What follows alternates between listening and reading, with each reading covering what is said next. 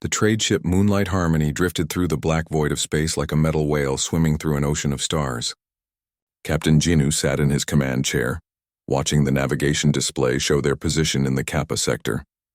This was dangerous territory. Pirates liked to hunt here because it was far from Federation patrol routes. "Captain, we're getting close to the jump point," said Hana from her navigator station. She was a young Alteran with blue skin and large dark eyes. Her fingers moved quickly over the holographic controls. "Should I start the sequence?" Jinnu nodded. "Yes, but keep the engines ready. If we see any ships that don't belong here, we run." He turned to look at Mira, their communications officer. "Send out the standard warning broadcast. Let everyone in the sector know what we're carrying." Mira's forearms worked at different control panels at once. This was why Altarans made good comm officers. "Broadcasting now, Captain." The message went out on all frequencies. It was simple and direct. "Attention all vessels. This is the merchant ship Moonlight Harmony. We carry medical supplies, rare minerals, and one human passenger in cryo-sleep. Please maintain safe distance and respect Federation shipping laws." Tejo, the ship's engineer, looked up from his maintenance console. He was older than the rest of the crew, with gray patches in his blue skin. "Captain, why do we always mention the human? Most pirates don't care about passengers." Jinnu smiled. "It's Federation law. Any ship carrying a human must broadcast that information. Something about diplomatic protocols." He shrugged. "I don't understand it either, but the fine for not doing it is huge." The human passenger was sleeping in Cryopod Bay 3. His name was Quan, and his papers said he was an agricultural specialist traveling to the Kepler colonies to help set up farming systems. He seemed nice enough when they loaded him at the last station. Very polite, very quiet. He had thanked everyone for letting him travel with them and apologized for any trouble his presence might cause. "Humans are strange," Hana had said after meeting him. "He acts like he's bothering us just by existing." Now Quan was sleeping in his pod, completely unaware that they were flying through one of the most dangerous parts of known space. Jinnu sometimes envied cryo passengers. They went to sleep at one star and woke up at another with no worry about what happened in between. "Captain," Mira's voice was sharp with alarm. "I'm picking up 3 ships on long-range sensors. They're moving fast and heading straight for us." Jinnu felt his stomach drop. "Pirates?" The sensor readings matched known pirate ship designs. 1 heavy cruiser and 2 fast attack ships. Mira's arms moved faster as she tried to get more information. "The cruiser is broadcasting an identity signal. It's the Crimson Fang." Tejo cursed in Old Alteran. Everyone in this sector knew that name. Captain Vex and his crew were some of the most dangerous pirates in the galaxy. They attacked merchant ships, took everything valuable, and sometimes killed the crew just for fun. "How long until they reach us?" Jinnu asked. "At their current speed, maybe 20 minutes, Hana said. Her voice was trying to stay calm, but Jinnu could hear the fear underneath.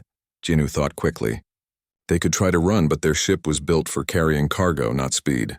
The pirates would catch them easily. They could try to fight, but Moonlight Harmony only had basic defensive shields and 1 small laser cannon that was mainly used for clearing space debris. "Mira, send another broadcast," he said. "Tell them we have a human passenger. Make it very clear. But Captain, they probably don't care about, just do it. Send it on all frequencies and keep repeating it." Mira nodded and started transmitting. "Attention approaching vessels. This is the merchant ship Moonlight Harmony. We are carrying 1 human passenger in cryo-sleep. Please be aware of this fact. We repeat, we have a human passenger aboard." On the main screen, 3 red dots grew larger as the pirate ships got closer. Jinnu watched them and tried to think of other options. Maybe they could negotiate. Pirates usually wanted cargo, not lives. They might be willing to take the minerals and medical supplies and leave the crew alone. "Captain, they're responding to our broadcast," Mira said. "Put it on speakers." The bridge filled with the sound of laughter. It was harsh and mean, the kind of laugh that made Jinnu's skin crawl. Then a voice spoke in accented galactic standard. "Moonlight Harmony, this is Captain Vex of the Crimson Fang. Did you just try to scare us away by saying you have a human? That's the funniest thing I've heard all week." More laughter came through the comm system. Jinnu could hear other voices in the background, all of them laughing too. "Humans are just another weak species that joined the Federation recently," Vex continued. "What are they going to do, apologize at us? Talk about their feelings? We're not impressed." The communication cut off, leaving the bridge in uncomfortable silence. "Well, that didn't work," Tejo said. "Should we try to run?" Hana asked. Jinu looked at the tactical display. The pirates were spreading out, getting ready to surround them. Even if Moonlight Harmony had been fast enough to run, it was too late now. No, we can't outrun them. He stood up from his chair. Taiho, how long would it take to wake up our passenger? The cryopod needs about 10 minutes for a safe wake-up cycle. Why? Maybe he can help us negotiate. Humans are supposed to be good at talking, right? Jinu was grasping at any hope he could find. At least we'll have done everything we could. Captain, Mira said urgently. They're charging weapons. On the screen, energy readings spiked around all 3 pirate ships. They weren't planning to negotiate at all. They were going to disable Moonlight Harmony and board her by force. Taiho, start the wake-up process now. Emergency revival if you have to. Jinu moved to the emergency console. Hana, plot a course toward the nearest Federation outpost. Maybe we can send a distress signal before they jam our communications. Already done, Captain. Mira, get ready to send out a general distress call. Include our position and the fact that we're being attacked by the Crimson Fang. The next few minutes felt like hours. The pirate ships moved into attack formation, while the crew of Moonlight Harmony tried to prepare for the worst. They weren't soldiers or fighters. They were just merchants trying to make a living hauling cargo between the stars. Captain, the passenger's pod is starting the wake-up sequence, Taiho reported. He should be conscious in about 5 more minutes. Good, maybe? The ship shook as the first blast hit their shields. Red warning lights flashed across the bridge and alarms started screaming. They're targeting our engines. Hana shouted over the noise. Another blast rocked the ship. This time sparks flew from Mira's communication console. Shields at 60%, Taiho called out. They're not trying to destroy us. They want us intact so they can board. The pirates were professionals. They knew exactly how to disable a merchant ship without damaging the valuable cargo inside. 2 more precise shots and Moonlight Harmony's engines went offline. The ship drifted helplessly as the attackers moved in. They're requesting permission to dock, Mira said, her voice bitter. Very polite of them. Captain, the human is awake, Taiho announced. Cryopod is opening now. Jinu looked at his crew. They had done everything they could. Now they would have to hope that their passenger could somehow help them survive what was coming next. He wasn't sure what one human could do against an entire crew of armed pirates, but it was their only chance. The docking tube connected with a loud clang that echoed through the ship. In a few moments, Captain Vex and his crew would be aboard. Jinu just hoped they would all still be alive when it was over. The airlock hissed open and 20 pirates poured into the Moonlight Harmony like a flood of violence and noise. They wore dark combat suits with skull designs painted on the helmets. Their weapons were old but well-maintained, the kind of guns that could punch holes through steel walls. Captain Vex walked in last, moving with the confidence of someone who had done this many times before. He was tall and lean, with gray skin covered in scars and tattoos. His eyes were cold yellow like a predator sizing up prey. "Everyone on the bridge now," one of the pirates shouted. "Move or get shot." Jinu led his crew toward the command center. They walked slowly with their hands visible, trying not to give the pirates any excuse to start shooting.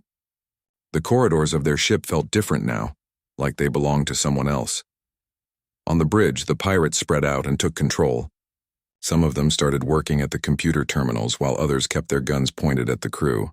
Everything was happening fast and loud with lots of shouting and cursing.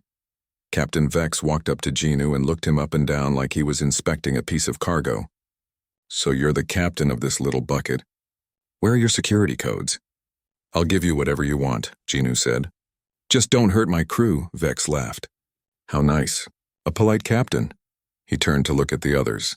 "We have the blue-skinned navigator, the old engineer, and the 4-armed comm girl. But where's this human you were so worried about?" "He's still in the cryo bay," Mira said quickly.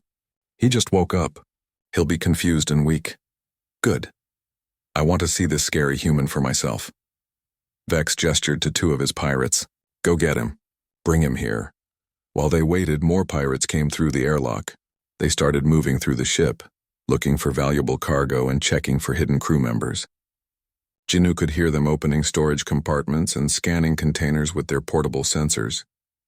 "Your ship has some nice medical supplies," Vex said conversationally. "And those rare minerals will bring a good price. Too bad you won't be around to spend the money." "You don't have to kill us," Hana said. "We're just merchants. We won't cause trouble." "Maybe." But dead merchants don't report pirates to the Federation.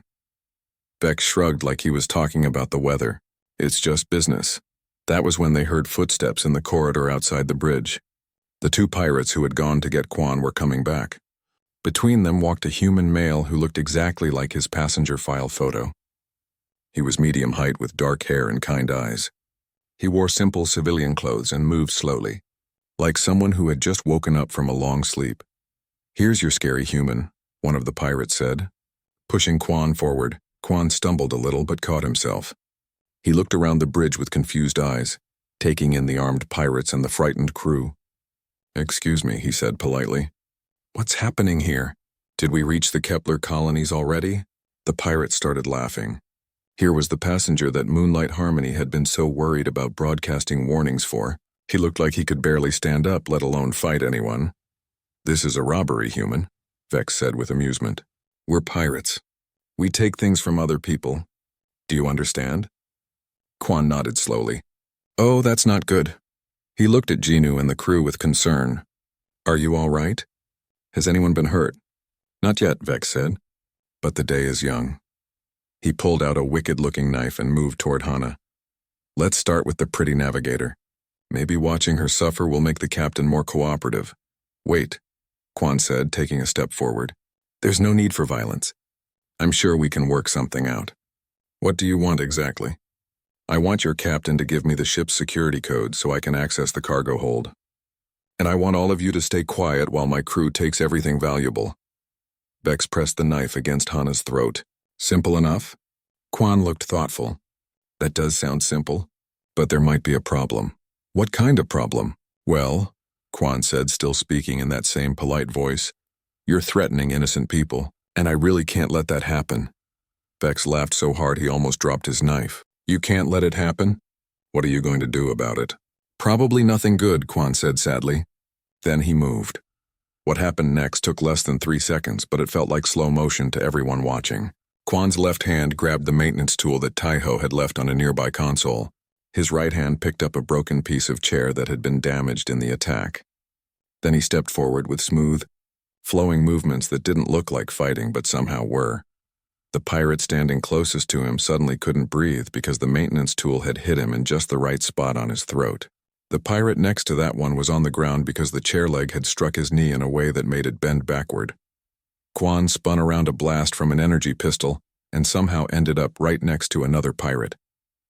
That pirate's weapon went flying across the room while the pirate himself slumped against the wall, clutching his wrist and making painful noises. 3 more pirates tried to shoot Quan at the same time. Quan wasn't there anymore. He was behind them, and suddenly all 3 of them were having trouble standing up. The whole time, Quan's expression never changed. He still looked polite and concerned, like someone who was sorry about bothering people. "Stop!" Vex shouted, backing away from Hana and pointing his own gun at Quan. "Everyone stop shooting before you hit something important." Quan stood in the middle of the bridge, surrounded by groaning pirates. He was breathing normally and didn't have a scratch on him. In his hands, he held 2 energy pistols that he had somehow taken from the pirates. "I'm really sorry about this," he said to Vex. "I tried to suggest talking first." Vex stared at him with wide yellow eyes. Half of his boarding party was down and the human wasn't even breathing hard. "What are you?" "I'm an agricultural specialist," Quan said honestly. "I'm traveling to the Kepler colonies to help them set up farming systems. Agricultural specialists don't fight like that." Quan looked confused. "Fight like what?" "I just moved some people around. Nobody seriously hurt, it was true. All the pirates who were down were groaning and complaining, but none of them seemed to have broken bones or major injuries. Somehow Quan had disabled 6 armed fighters without causing permanent damage. "You have 10 seconds to get off this ship," Quan said to Vex. His voice was still polite, but something about it made everyone listen. "Take your crew and leave. Find a different ship to rob." Vex looked around the bridge. More than half of his boarding party was either unconscious or wishing they were. The human was standing there holding 2 guns like he knew exactly how to use them. And worst of all, Vex was starting to understand why human passenger ships sent out those warning broadcasts. "This isn't over," Vex said, but he was already moving toward the door. "I hope it is," Quan replied sadly. "I really don't like fighting." The pirates helped their injured friends and retreated toward the airlock. They moved much faster leaving than they had coming in. Vex was the last one out, and he kept his gun pointed at Quan until the moment the door sealed shut. As soon as they were alone, Jinu and his crew stared at their passenger with new understanding. "Quan," Jinu said carefully, "what exactly did you do before you became an agricultural specialist?" Quan looked embarrassed. "I used to work for Earth Defense Force, but that was a long time ago. I really prefer farming now." He set the pirate weapons down on a console. "I'm sorry about the mess. Should I help clean up?" Back on the Crimson Fang, Captain Vex paced around his command deck like a caged animal. His wounded crew members were being treated in the medical bay, and the ones who could still walk were avoiding eye contact with him. This was not how the day was supposed to go.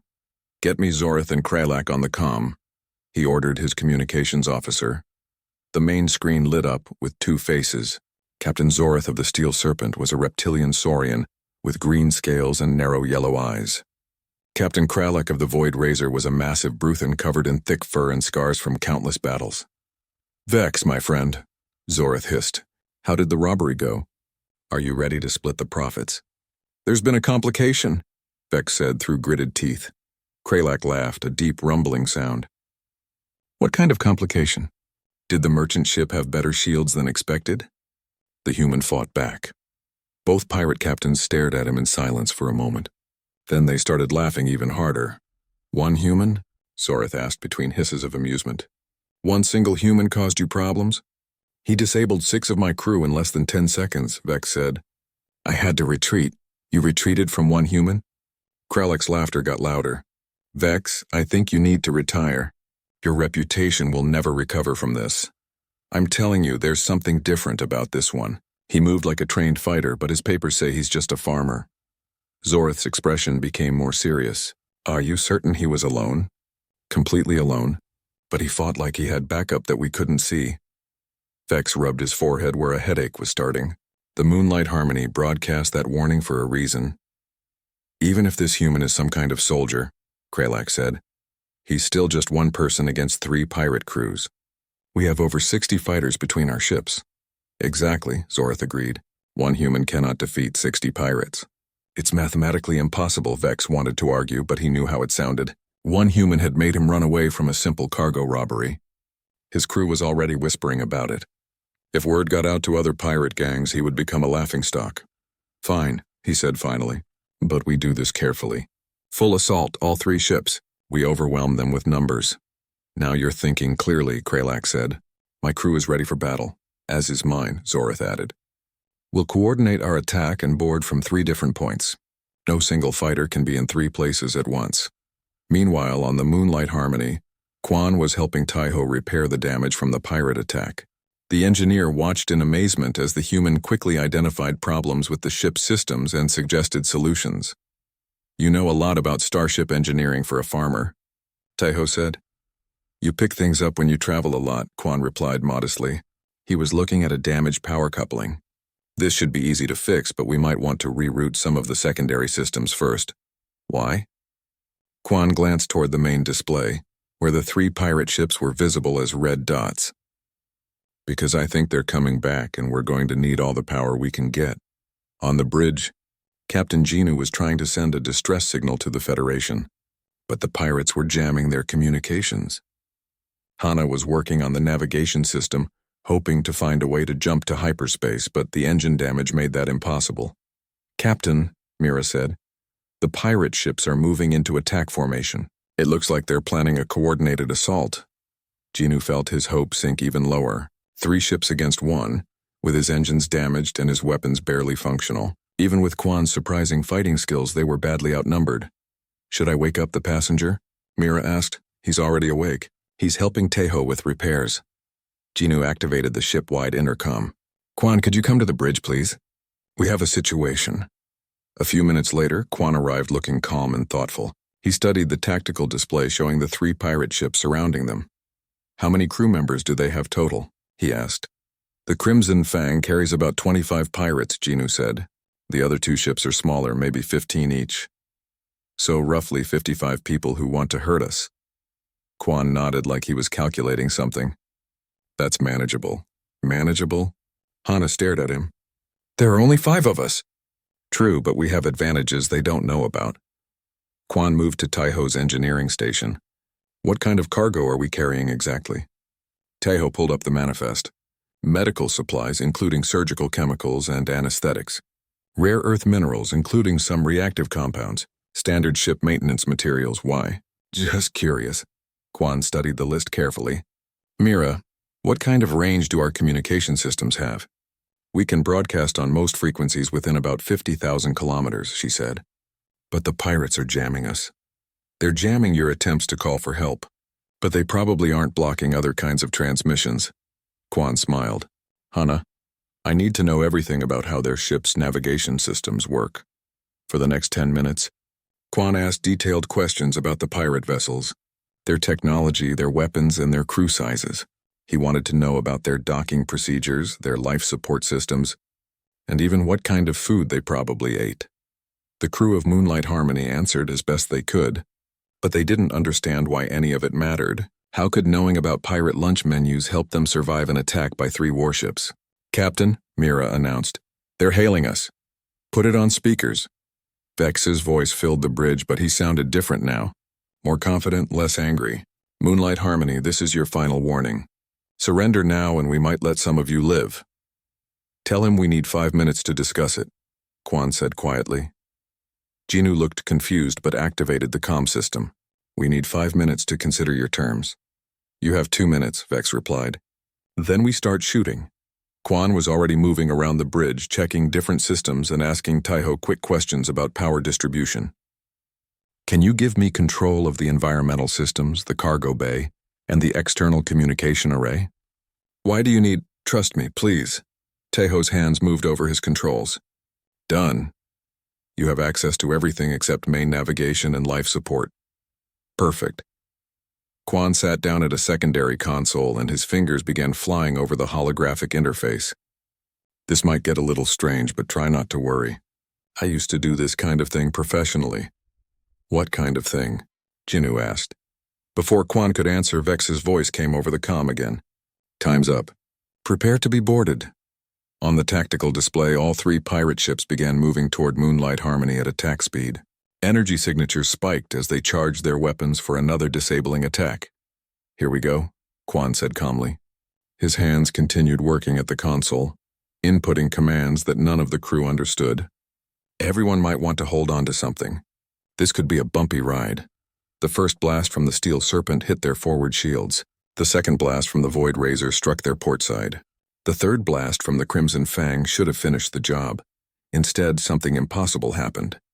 The Moonlight Harmony seemed to flicker and become hard to target. The pirates' weapons began missing shots that should have been easy hits. What did you do? Hana whispered. I'm just using what we have available, Quan replied. Agricultural chemistry, basic physics, and a little creative thinking. The pirates are about to learn why humans broadcast those warning messages. The Steel Serpent was the first to experience what would later be called weaponized problem-solving. Captain Zorith watched his weapons officer try again and again to lock onto the merchant ship, but their targeting computers kept showing strange readings. What's wrong with our sensors? Zorith hissed in frustration. I don't know, Captain. The target keeps disappearing from our scans, then reappearing in a different position. What they didn't know was that Quan had used the ship's communication array to broadcast very specific frequencies. These frequencies did nothing to most modern ship systems, but the Steel Serpent was an old vessel with outdated electronics. The signals Quan was sending were causing their sensor arrays to malfunction in very precise ways. Switch to manual targeting, Zorith ordered.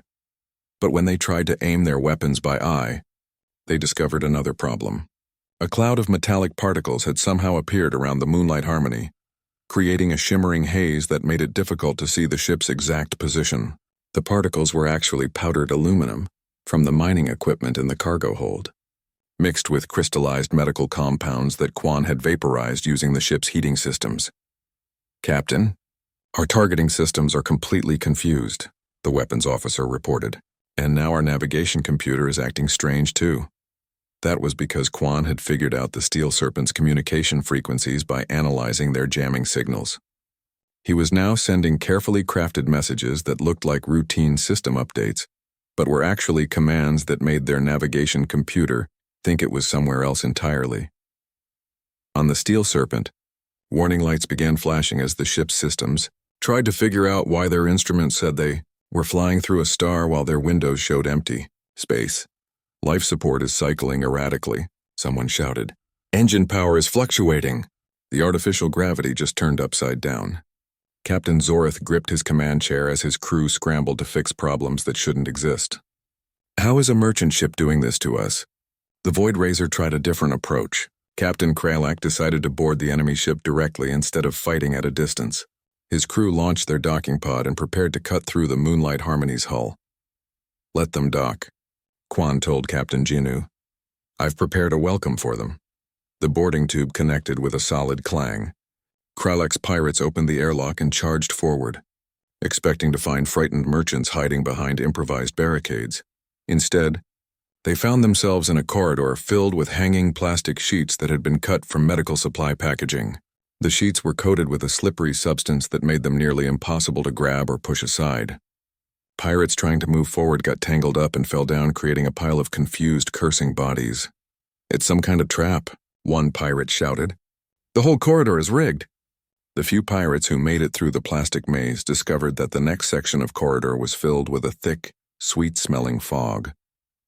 The fog was actually vaporized anesthetic from the medical supplies, mixed with agricultural compounds that Quan had found in his own luggage. It wasn't strong enough to knock anyone unconscious, but it made the pirates feel dizzy and confused. By the time they reached the third section of corridor, the boarding party was stumbling around like they were drunk. That's when they discovered that the floor had been covered with a sticky substance made from industrial adhesives and fruit preservatives. Every step forward became harder than the last. Retreat, Captain Kralak ordered over the comm. Get back to the ship! But retreating proved just as difficult as advancing.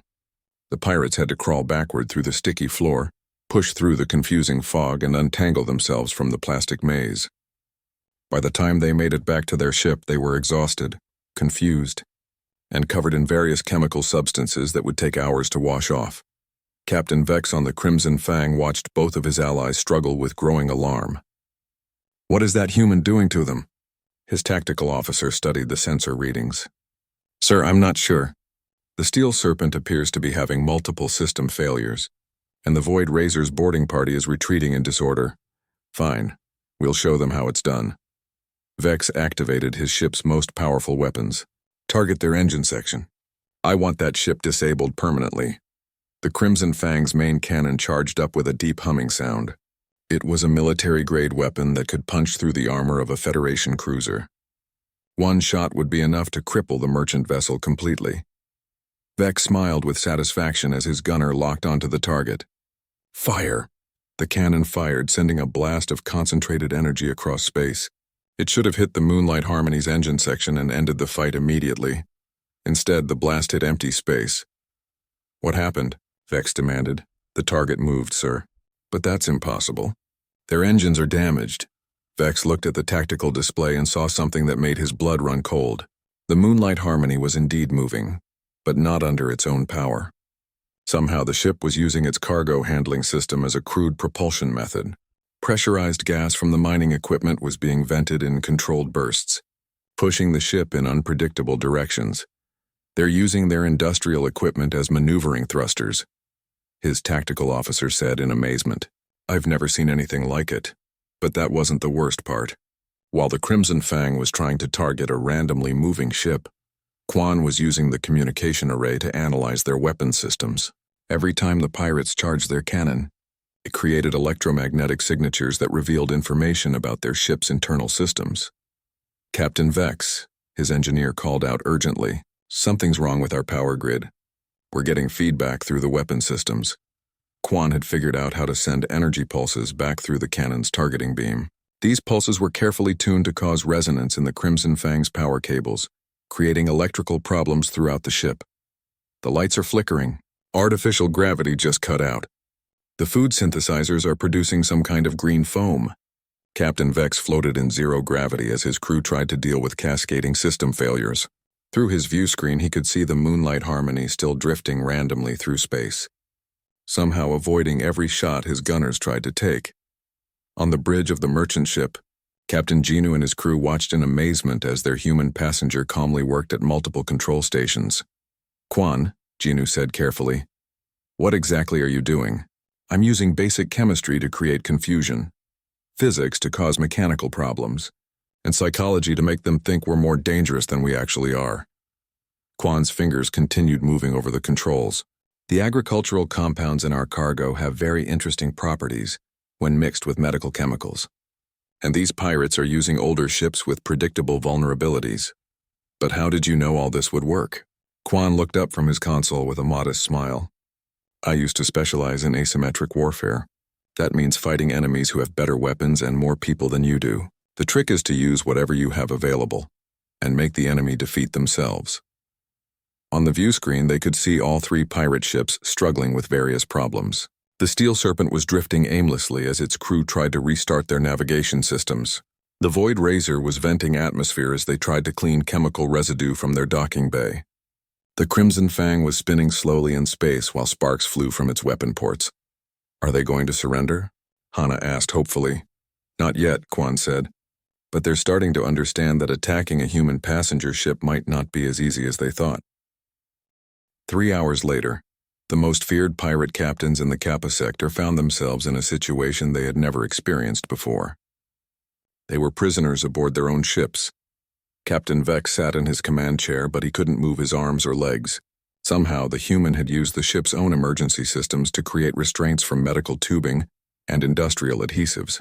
The restraints looked simple, but every time Vex tried to break free, they seemed to get tighter. How? He asked the empty bridge. His crew was secured in various parts of the ship using equally improvised but effective methods. None of them were seriously injured, but all of them were completely helpless. The answer came through his communication system in Quan's polite voice. I used your ship's automated systems against you. When you tried to restart your power grid, I sent signals that convinced your computers that everyone aboard was having a medical emergency. Your ship's safety protocols automatically dispensed medical restraints to prevent injured crew members from hurting themselves. That's impossible. Safety systems can't be used as weapons. They can if you understand how they work and have the right chemical compounds to fool the sensors. Your ship thinks everyone is unconscious and bleeding, so it's trying to keep you safe until medical help arrives. On the Steel Serpent, Captain Zorith was trapped in his own engineering section. The ship's repair robots had covered him in a cocoon of quick-setting foam that was normally used to seal hull breaches. He could breathe and speak, but he couldn't move at all. My crew will free me, he hissed into his comm unit. Your crew is having the same problem you are, Quan's voice replied. I convinced your ship's computer that there was a massive hull breach. The automatic systems are trying to save everyone by sealing them into emergency pods until rescue arrives. Captain Kralak was stuck to the floor of his own cargo bay, held down by expanding foam that had hardened around his massive frame. His ship's loading robots continued to spray more foam on him every few minutes, thinking they were helping to stabilize an injured crew member. This is humiliating, he growled. I'm sorry about that, Quan said, and he actually sounded sorry. I tried to think of ways to stop you without causing permanent harm. Your ship's safety systems seemed like the most humane option. The three pirate captains could talk to each other through their comm systems, but they couldn't do anything else. Their weapons were offline, their engines were disabled, and their crews were scattered throughout their ships in various states of technological imprisonment. What do you want? Vex finally asked. I want you to stop attacking merchant ships, Quan replied simply, especially ships carrying human passengers. And if we refuse, then I'll leave you here until Federation patrol ships arrive. They should reach this sector in about 18 hours. That was not good news for the pirates. All three of their ships were wanted by Federation authorities for numerous crimes. If they were captured, they would spend the rest of their lives in prison. What are you offering instead? Zorith asked. Safe passage out of the sector and a head start before I report your location to the authorities. In exchange, you agree to find a different line of work. Kralak laughed bitterly. We're pirates. It's what we do. Maybe it's time to try something else. The galaxy is full of opportunities for people with your skills. Security work, salvage operations, even freight hauling. All of those jobs pay well and don't involve shooting at innocent people. For several minutes, the three captains discussed their options through their comm systems. None of them liked the idea of giving up piracy, but they liked the idea of Federation prison even less. If we agree to this, Vex said finally, how do we know you won't just report us anyway? Because I'm not interested in revenge, Quan said. I just want you to stop hurting people. If you promise to leave merchant ships alone, especially ones carrying human passengers, I'll give you a 12-hour head start before I contact the authorities. And if we break our promise, then every human passenger ship in the galaxy will know your names, your ship designs, and your operating patterns. You'll find that humans can be very creative when it comes to protecting themselves. The pirates thought about this. Word was already spreading through the criminal underworld about what had happened here. The story of 3 pirate crews being defeated by 1 human would be told in bars and hideouts across the galaxy. Their reputations were already damaged. Fine, Vex said reluctantly. We agree to your terms. Excellent. I'm releasing your ship systems now. You should be able to free yourselves in about 10 minutes. True to his word, Quan began shutting down the various traps and restraints he had created. The pirate ship's computers returned to normal operation, and their safety systems stopped treating the crew as emergency patients. As the 3 ships prepared to leave the sector, Captain Vex made one last transmission to the Moonlight Harmony. Human, what's your name? Quan. I want you to know that you've made powerful enemies today. I hope not, Quan replied sadly. I was really hoping we could all be friends. The pirate ships jumped to hyperspace, leaving the Moonlight Harmony alone in the void. On the bridge, Captain Genu and his crew stared at their human passenger with a mixture of awe and confusion. Quan, Genu said slowly, you just defeated 3 pirate crews using medical supplies and mining equipment. I had some help from the ship's computer systems, Quan said modestly. Why didn't you tell us you were some kind of super soldier? I'm not a super soldier. I'm just someone who used to solve problems for the Earth Defense Force. Now I solve problems for farmers. Quan started cleaning up the various chemical compounds he had mixed during the battle. I'm sorry about the mess. I'll help you replace any supplies I used. Don't worry about that, Taiho said. I'm more interested in how you knew so much about pirate ship systems. Most criminals use older, cheaper equipment with known vulnerabilities, and pirates tend to follow predictable patterns because they found methods that work. Quan finished his cleaning and sat down in an unused chair. The hard part wasn't defeating them. The hard part was doing it without killing anyone. 6 months later, the story of the Moonlight Harmony incident had spread throughout the galaxy. Pirate attacks on human passenger ships dropped to almost 0. A new saying became popular in criminal circles. Check the passenger manifest twice, and if you see a human name, find a different target. The Galactic Federation quietly updated their shipping protocols. Human passenger ships were now given priority routing through dangerous sectors, and their warning broadcasts were taken much more seriously by everyone who heard them. Captain Genu and his crew delivered Quan to the Kepler colonies, where he began his new job helping frontier farmers improve their crop yields. He received grateful messages from merchant crews across the galaxy, all thanking him for making space travel safer. Quan filed these messages under unexpected career achievements and went back to work. He had tomatoes to grow and irrigation systems to design. As far as he was concerned, that was much more important than his brief career as an accidental deterrent to galactic piracy. But whenever a new crew member joined a merchant ship and asked why they always broadcast warnings about human passengers, the old-timers would tell them the story of Quan and the 3 pirate ships. Humans look harmless, they would say. But when you threaten innocent people in front of one, you'll discover that harmless and defenseless are 2 very different things.